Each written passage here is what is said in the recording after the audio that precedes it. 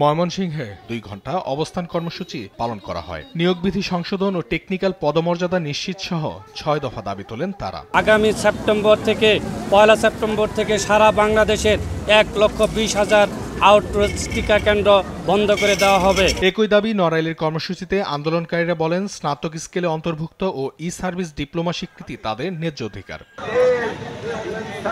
ব্রাহ্মণবাড়িয়ায় civil surgeon কার্যালয়ের সামনে ২ ঘণ্টা অবস্থান কর্মসূচি পালন করা হয়। আমরা টেকনিক্যাল সহ ৬টি দাবি নিয়ে ব্রাহ্মণবাড়িয়া কেন্দ্রীয় কর্মসূচির অংশ হিসেবে এই জেলায় অবস্থান কর্মসূচি পালন করছি।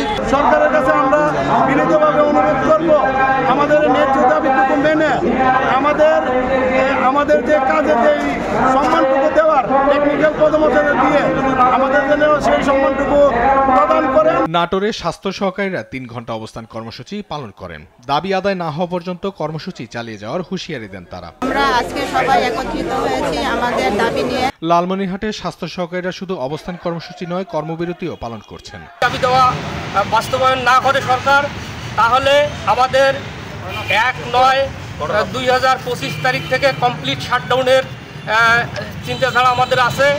আমাদের এখানে যারা এই এএসটি ট্রেনিং একটা আমাদের বিষয় আছে, যে ওই এএসটি ট্রেনিং করছেন যারা, তাদের এই এএসটি যাদের ট্রেনিং করা আছে তারা যেন এই ট্রেনিংয়ের মাধ্যমেই 11তম গ্রেডে যেতে পারেন। চাঁপাইনবাবগঞ্জেও নিয়োগ বিধি সংশোধন, 14তম গ্রেড, টেকনিক্যাল পদমর্যাদা ও গ্রেড উন্নীতকরণের দাবিতে অবস্থান কর্মসূচি পালন করা হয়।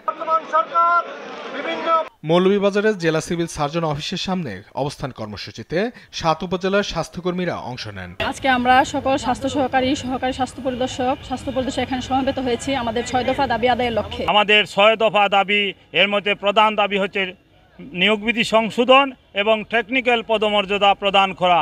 অঙ্কন চৌধুরী, নিউজ ডেস্ক, দেশ টিভি।